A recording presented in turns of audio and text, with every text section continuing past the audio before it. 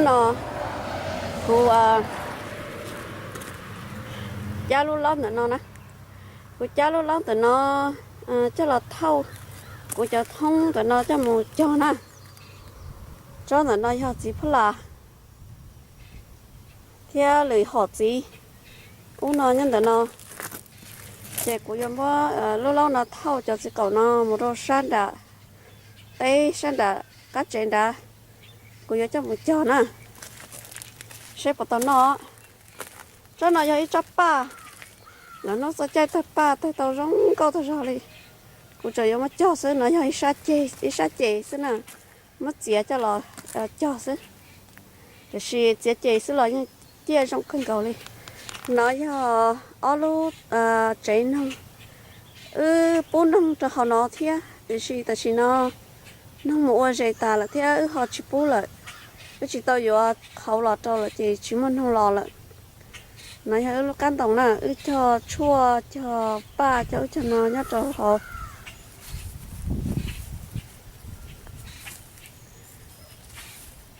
cho em đâu sao tao nó cho em tua cho vào là nó cho ít cho ba ít cho khâu cho cái họ cho nó lo nhớ là nó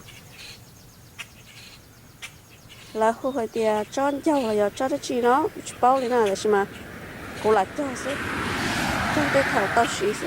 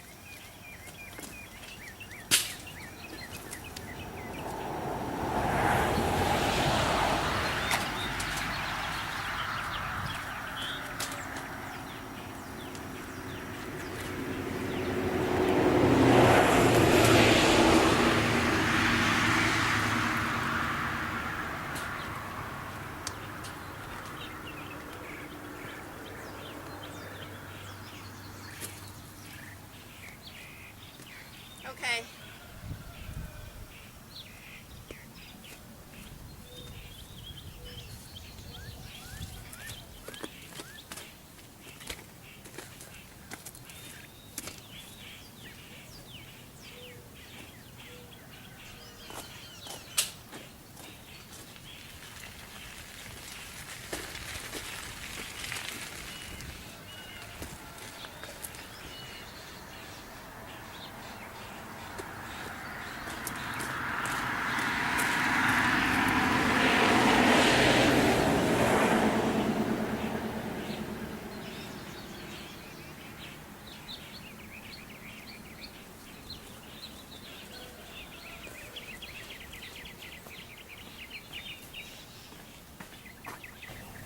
Giờ tôi mua cái chân đông cho thắt tràn tại nó nè thắt tràn tại nó giờ sang đã cắt chế đã cắt té nè giờ mất cho em bọn chỗ vào thành nó cho gì đó giờ bỏ bên trong chỗ này gì đó chỉ cho giờ cho là nó cho nhỏ con cá tôi chân là nó chỉ cho nó gì đó thì chị cho chân nó cho nhau lúc thông này bây giờ tôi cho mình đã lâu cho chị giờ mới cho là một trò sủa nó ở chùa tế chị mới cho chị hành động này cho nó thấy cho chị á cho nó thấy cho chị giờ mới cho sếp của tôi nó chị mới cho chị nó chị lúc thông nó thiết học ta của thay nữa là một cái cơ đồ tạm thu hai giống tụi nó làm nó sát rồi cho ba đứa bông rồi nó họ cứ sát trong cái sát bông trả cân cầu nè và cũng nhớ là sát bể của tôi thay ở bên trong đó sẽ được sai rồi hay kìa lúc trong cái sát là nó cứ giờ ít sát trong cái kia đó chỉ sao là nó hay giống tàu đùa là sắp bể xuống chỉ sao là nó mới cho ba giống câu đi nó nè cho ba nó nhớ họ trong cái xưa chỉ là nhớ và ba nó nhớ trong cái xưa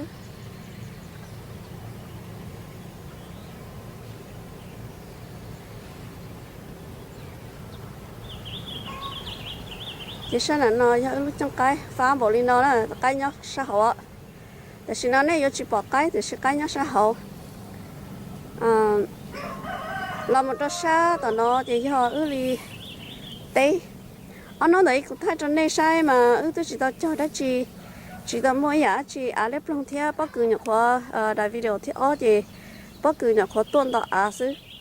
นั่นสิแต่สิ่งนั้นปักกือตัวบอกเตะตาละนะนู่นน่ะต่อเขาถั่วเทียเอาไปนู่นน่ะมันจีมอกาเทียchị bắt cứ tư võ tế tà lợ họ cho rất sư chị tư đột tờ tà lợ cho nên nó do ba nông lý nè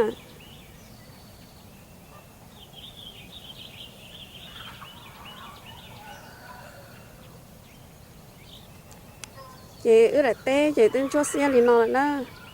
nó mà giờ bé mong hồ thì tiền mà nhau cho sang tu thì u mà nó chỉ hạt tế mình giờ iluva cho con nó con hậu sư để xin nhau được bé sa tới chơi mình cả nó chơi bé chịu tế là bé qua đại mấy ai đi nào sư chơi bé mua hùa tế để xin chịu lý cha lấy cho con nó con hậu cho hậu sư của tụi mình tốt cho tụi nó là tụi mình nào mà nửa dùng một cái thứ mà nửa lấy được cá nửa uo dùng luôn cái tôi là cái tôi ấy chị à chị sáng nó giờ sáng cá tê nè của tôi sáng đặt cá tê nó thay chặt cá đâu về lúc chị chua thì bên cho kê của cô nên nó tôi thay cho nên sai á họ lúc vào cái farm bộ đi nó nữa họ lúc vào cái nè nó chỉ là như gì nữa farm bộ nó có một số họ có tới tàu lúa chu trái trả mua là giả nhất họ tới xí mà cô chỉ mua thì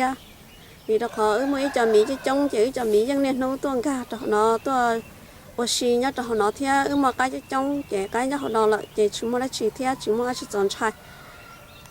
这要叫一叫鸡了，要一叫鸡鸡个别啦，要叫鸡个别，叫不叫呢？我都叫到一叫了呢，你把天来呢，要叫鸡个别呢，你别一叫个嘛，你看叫别啥？这古老的啥种该别啥别闹了，你种有该呢，就种更高哩。theo là xin lỗi lúc trong cái nè do lá tinh còn được cắt tao đi nó là chỉ đủ li nó lấy là nó lấy của tôi thay cho cái sai mà chân đó là tao tua nè do lá tinh còn được cắt tao đi nè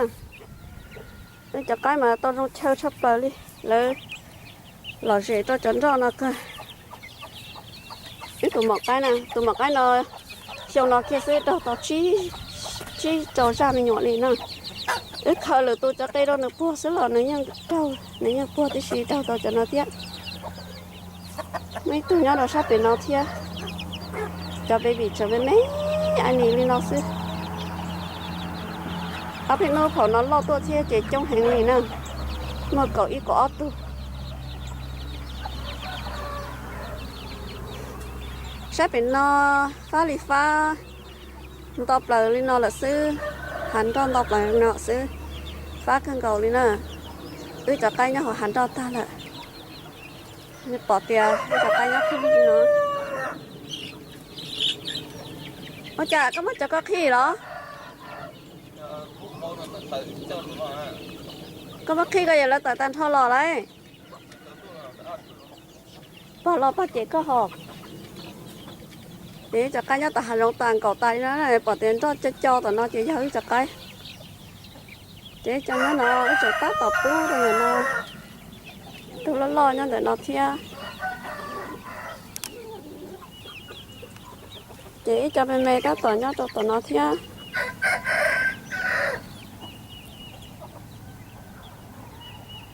lời nhá hành động ta là như nhon chia là đi nè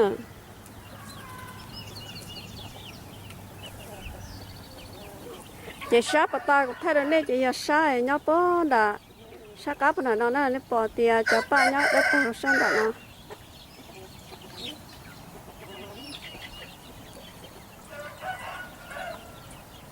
ít tôi cái nhà họ nó à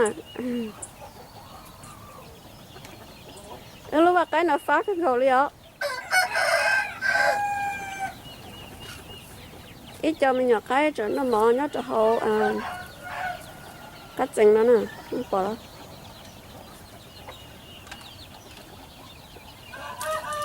lại nhẹ nhá nó sao nó cho vào sao nó khó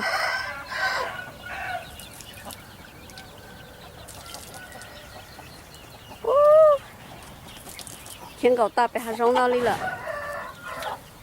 ô ít thôi nhá nó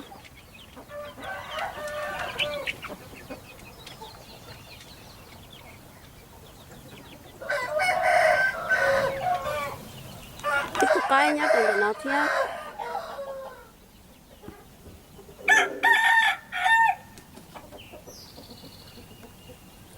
cái nhá sát tới chèn cá nó lò cái như trời cái chống cầu vậy nè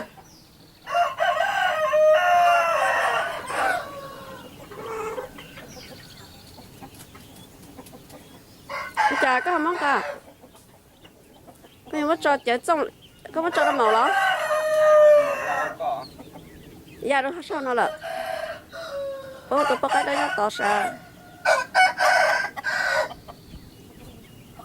chỉ bắt lâu nè để tôi bắt cái đó nó sa va sang đập ta cũng thay mua pa nè tôi bắt cái đó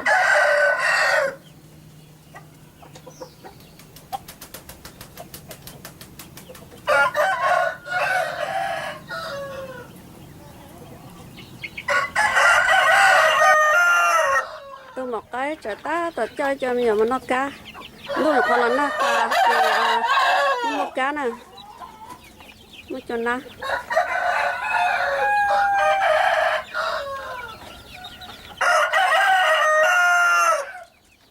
ôi trời một con chó luôn đi luôn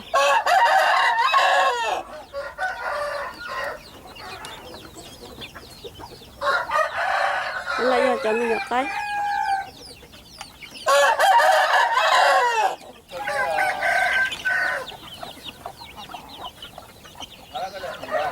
Yep. Là cái chứ từ một cái nó nè. Dạ, cho cái mốt tôi là cái nó cho.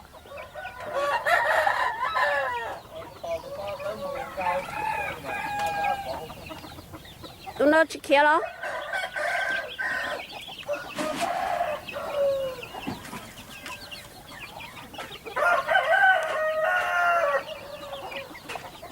Cái số lò là cho xin lúc nhau ok nhưng chỉ sát xin giá chỉ sát xin chú đi thế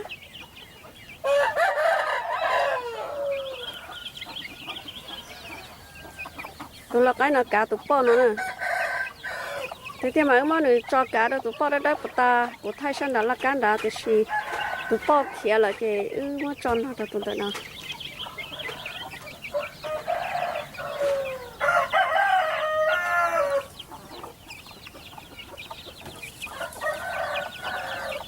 thả lòng có rong sắp tới lo chỉ nâng nó lòng có lần cho cái à là có chơi xí thả thế chơi xí lỗ thế chơi xí gió thế chỉ có lần lên là tụ lần gió chỉ có lần câu liền dù ít lên gió ít lên cá chứ cứ giờ cái con rong cái thế lại cái là chỉ chơi xí lỗ cái thế ông cái vấn thằng rong tạm bảo đi nó đi thế vậy chỉ hai tiếng này nè chia số số loại như xí lỗ nè để bây giờ tiếng này nhà kiến có kiến cho nó chỉ giờ chụp xí lỗ thế à nè cái sẽ xí lỗ một nó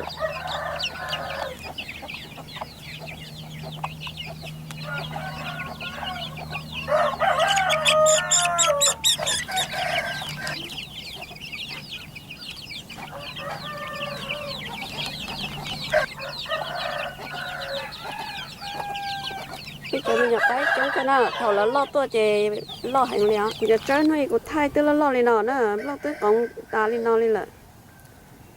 lo cưng cầu gì đó sao nào lo lên nó là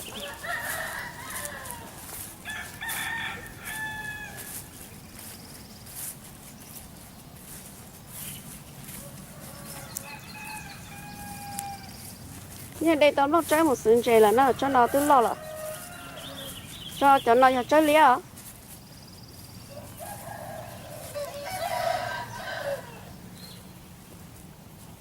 sáng là no do đấy tây là nào cho chị tao màu tứ lô lên no là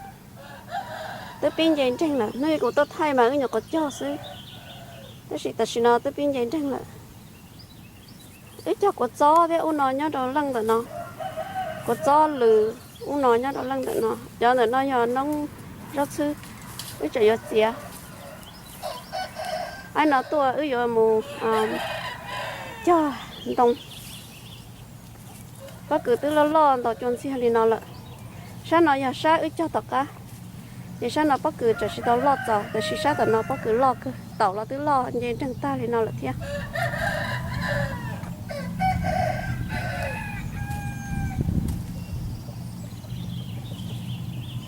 bỏ chắc lâu chắc sự nào cũng như vậy lấy ở trả điện á thì xí mà cho bỏ ta là em cho nó từ nè có thứ mới chân đâu cháu đâu có chơi là cho là chỉ cho khơi cho khó cố ấy đã vậy đã mới cho rồi sư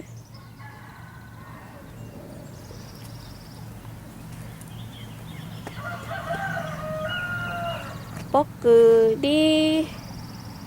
rau xí xíu bên đầu đi nó đi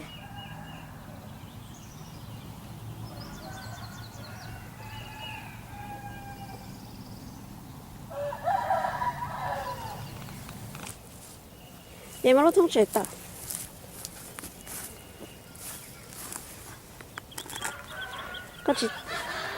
có chỉ bỏ hoài tổ chân đâu mà mà cho chỉ cho nó hậu là chỉ mua cái con áo đó mà cho nó trả còn chứ mà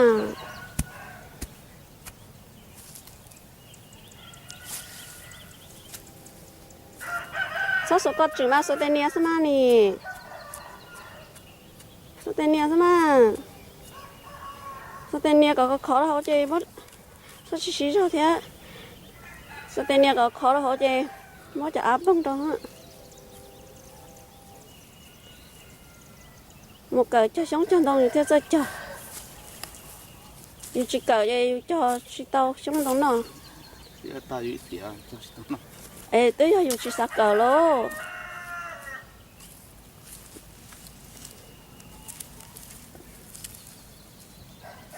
mà bao cờ event mà có cái event đó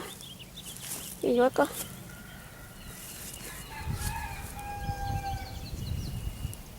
cho là nó sáu ba chữ dùng mẹ sao nó chỉ mẹ tao chơi còn chả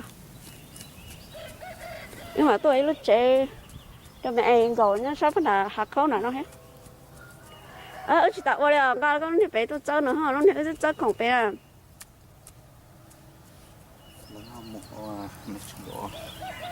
ok chị bài cho tụi nó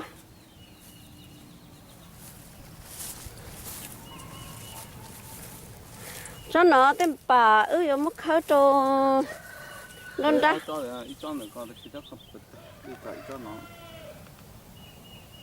cho lên liền nó cho nó xoắn bờ thì xí đắt lâu đắt lâu có hôi chả nó lâu cầu á chỉ bao bèo với lâu cầu cho sát hội lâu sát sỏi tàu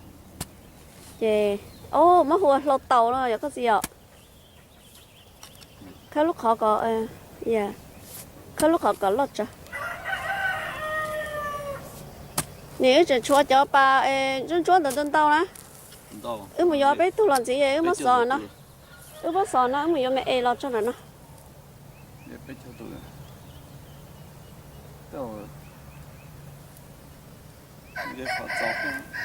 chỉ ní lúc vào đã một nó liệu cho ní ít con đó chỉ lúc vào cái nó đâu sát tỏ nó này có sát tỏ sao khơi có lúc khó tất to sự phát sự mình đã khơi có lúc khó lọt trời theo hậu dạ theo lúc hậu bầu cho gì đó cái gì là vâng là mình nôn chơi nó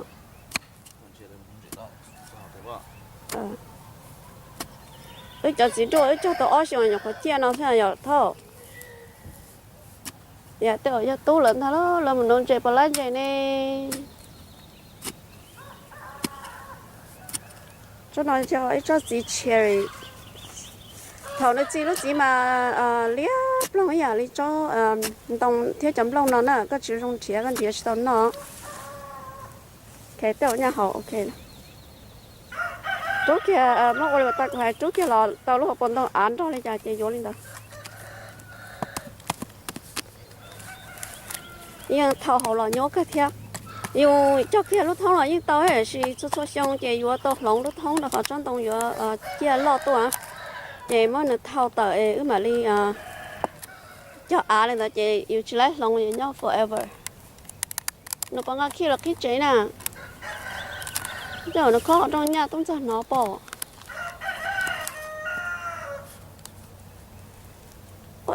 thâu vào lại à mất sẽ để chốt cái khó hơn đó nông giờ có một cái landscape đó đã có một cái cho sống chân thông nữa theo tu các bạn chỉ thâu xử lý thì tu nhỏ tu nó theo chiến đông cứ chỉ là cho nó làm khổ của nó sẽ chỉ bảo hậu nè chỉ bảo hỏi bà có thứ khổ số nó giờ mất thôi mất cho đứa có lý chết được không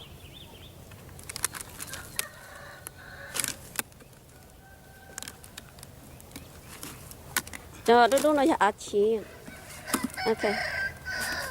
giờ mất thóc bọc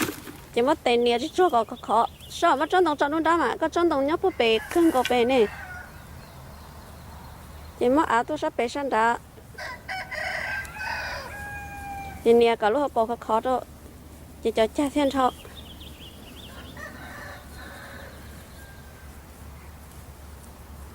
nè khó trở chân đồng mà vô tao nè có khó trở mỗi khi cả lúc chốt kia cho có khó trở thật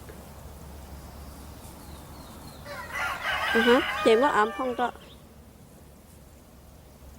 mới hồ cho chị mới nè mình chỉ cho chị có cho số chị có thành nè là to có chữ ho cho nó sao mà nhỏ cho có mà nhỏ cho chị ở bên nó chị hại nhỏ nhỏ số chị nó lan thua mất chị tự bỏ đâu biết khó chơi chúng mà nhỏ lúc khó phải có chúng mà nhỏ này chị mới buông cho chị sau tiền nè cho chị vô lên đó cho ai có cho ai sừng sỡ bây giờ mấy cho nhá hồ chị nữa mấy chọn đó có chạy tật mấy chạy bỏ sát tụi nó bỏ tới khó chơi chúng mà nhỏ tụi nó còn là nó sát tụi nó thêm mà nhọn tao sau cái tới chung kia mà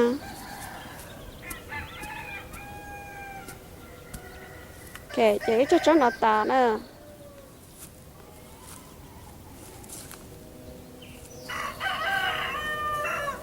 kệ vô có sức tàu cho nó mà bên nó lỗi à lý cho là có trong đó là chỉ cho bé trong cái bé nữa what are you doing? Oh, play the baby cat. You play baby cat? Yeah, yeah, the way her feet. It's so cute. Mommy, yeah. Oh. Wait, go in there, you're quick. What are you doing? Con chó hấu rồi. Yeah. You play baby cat mà chăn chăn chó hấu đi con mẹ. Con nhà con sâu vậy à? Yeah. Có bưng đốn nu nè con này.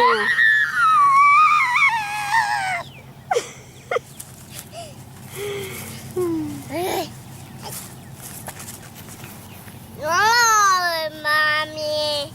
Nè tụi mami nè, nè nè nè. I don't know it's mommy. What the bun into mommy? Oh, it's mommy. It's not no. Ô lô, nè tụi mami xin nhớ rồi. Yeah. Mommy. Yeah. Nó cũng thế nó cần nữa. Mommy. It's not. Mommy. Yeah. It's good. It's mommy. Mami nhà mi mèo mèo đó là. Nó bê. Để nó cắt thế nhá. Baby bây giờ. Vậy. Oh, that's not the mommy. That's not the mom. Yeah, that's not the mom. Yeah. She only had the baby upstairs. Now she put away. What? That's not the mom. That's not the mom. Our cat not the mom. Not the mom. Hey, who's the mom? There's no mom. There's no mom. Yeah, we baby, we brother. You brother no one. Then No. you have to sister. Oh, the brother nhá, how tụi nó sister lo. Yeah. Oh. You just sister. Then meow, meow. Cái gì? Chả có chỉ trong bố à gì? Chả có chỉ trong khối à đi à? Yeah. I think lost it to boom ping. Me, that's not the mommy there. What? That's not the mom. That's not the mom. Which one's the mom? No one. No one. No one. The mom. Oh, me got milk. Cô ta có một hồ vắt chua. Cái này là có một update là chúng ta có một khi hạt dẻo bên hôm nào của cho chua lom bỏ đi chả là có cử tới lo lom thay hàng đi nào đó.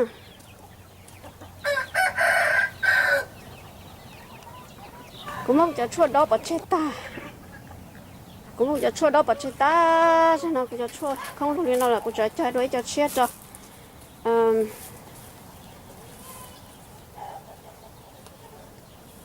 Của cho chua sao bên nó cho xe lên nó lại. Cho nó nhà cho chua đó bắt đầu này của tôi thay chỗ này nè cho nó tàu. Tên tàu bún cầu lên nó lại nè. Lo một nó đó. Nhà lên thì chỉ mua là cả chỉ tua. Của mà đi khơi ít khơi bút rồi này cho một chỗ. Trong đó bắt đầu nó cho cái nó cá cưng cầu lên nè. Thầu tua kia tụi cái là cho á. Để đặt cho bé luôn chỉ lên nó. Cho một chỗ phở đó có lúc là có cái xưa cá cưng cầu nè. Của tôi đặt một chỗ cái nó. Cái đặt nó cái đẩy cho nó theo. Ít cho cả gì chua nó mình cho ít cho cả gì lia theo. Nè mà cá cưng cầu lia. Của cho chua ban cho này cho nhẹ nè. Tôi uống nông lợi cho nên là tôi chỉ mua xả tàu là tôi cũng khâu cái gì cho nên cho một cho tôi cũng mà lấy trên nông cho này nè. Cho nên thì còn bị cá chỉ trốn mua. Các bạn chị nè. I'm going to face copy. Mommy, yeah, mine. Ok. Chúng tôi cũng mà cả cho qua của cho chị thôi là thì cho của cháu cho nó mà chị bảo hay đi cả cho nó đầy nè nó của tôi muốn cho chị thôi là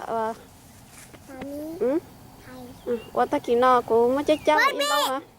thì của tôi mới cho ta trong đó nó nè cho sợ chớ vì cho khó hậu mà nó ta lại chỉ tao cái cho họ tê vậy mới cho sợ chớ này thì của tôi mới cho ta trong đó nó lại ba là cô ta sống câu cơ thia sống tu là nó Bao. ba là ba sống câu cơ tôi mình nhận lên nó chồng một đây ba một bát này đây đâu nè ba help nè Tay mommy on cho. đây là hai nè cái Mommy. tôi phải nói cho tôi nhận lâu tôi phải nói cho tôi nhận lọ quá chào hãy quá chào Bao. ba Hậu to à? Hậu to à? chú đi chào Hậu to. ở dùng hai luôn vào tao Ui. ok chắc là thay cho cái lúc chế ôm mà nó nè lúc vì tận đây nó bé giờ ôm mà nó chế cái lúc chế ôm mà nó nhà lúc đây đâu đó lo chân chua này nó nè cho tại địa chạy nhấp cái lúc của nó nè giờ nó có tại địa mình rửa ta khơi chia trơn này nó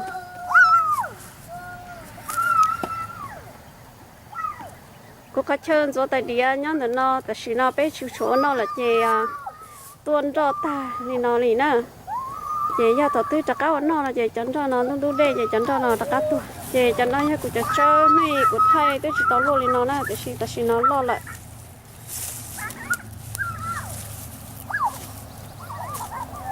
của cho nên mà khi của cho vô tiền tao cái trong tụi nó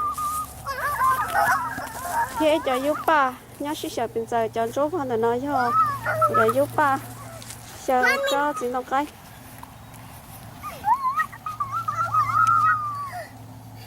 chỉ nó cũng cho bất cứ lo cân cầu đi là cũng cho tàu là cũng lo cơ là thia từ trên trăng sờ đi nó là chè chuyện đấy nó từ giờ tàu nó thia thì tôi sẽ mua tao là ô cô tụi mình tôi mới đi tàu đó là nhưng mà chỉ sao chúng mà mình chắc không nè có tự nhiên tôi mình đây tàu đã nó là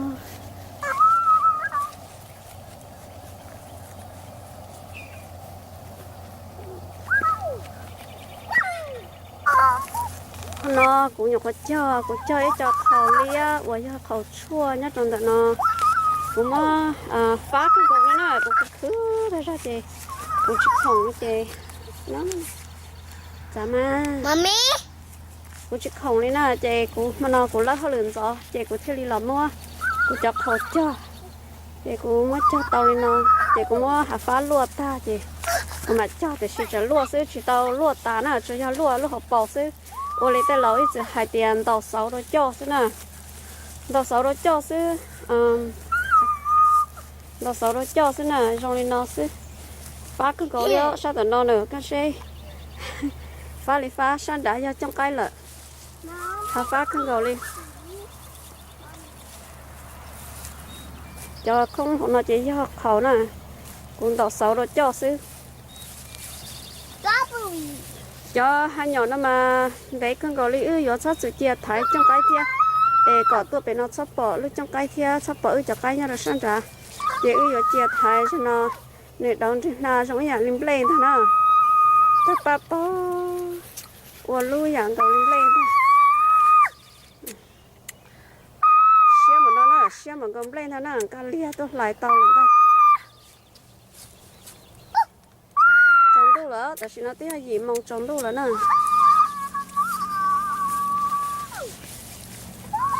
xem một nó nè tức chi cũ lỡ cũng có tịch tao thế chị tức chi cũ lỡ nè đừng có cưng cầu li ó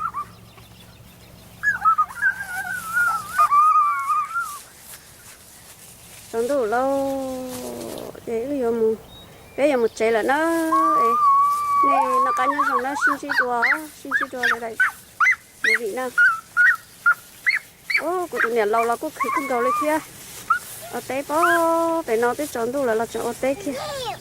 để nó kia không làm một sai nữa nên mua chi nè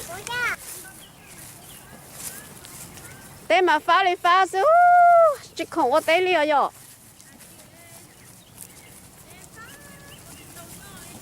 tụi nó máu ở té chứ tụi nó ô giờ phá thì tiền thế nơi rồi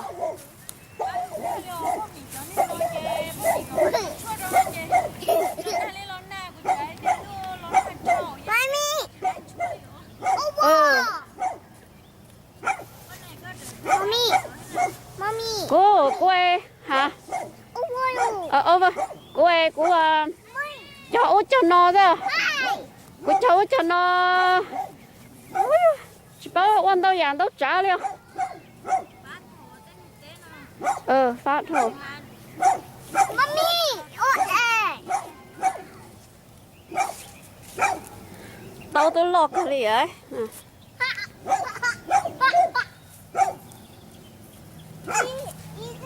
ê có sắp bé này có họ chó chưa có cho đi luôn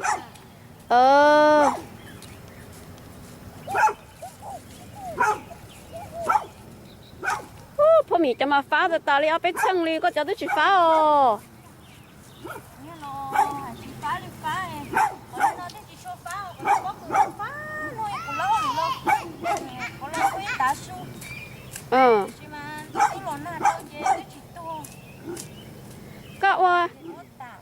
ก็ไว้อะกูเนี่ยมาก็ต้องรอตีใช่ไหมเคยตุนรอเคยตัวมาเคยตัวอีเล่ามาcha bỏ chế bố đã hà rộng xứ mà con nhớ mà con nhớ cho té mà tôi chỉ phá mẹ xứ là nếu như chắc một quan bọn tới đi nó mà tôi thấy chỉ đã con nhớ tia trên đó phá thế có lông thế li lo thế rồi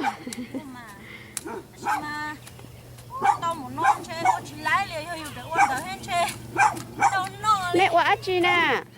nè tua thế là nè xin cho cứ thế rồi tôi ở từ tuần gì ở từ nó theo ơi yo nên mà xin cho cơ lý theo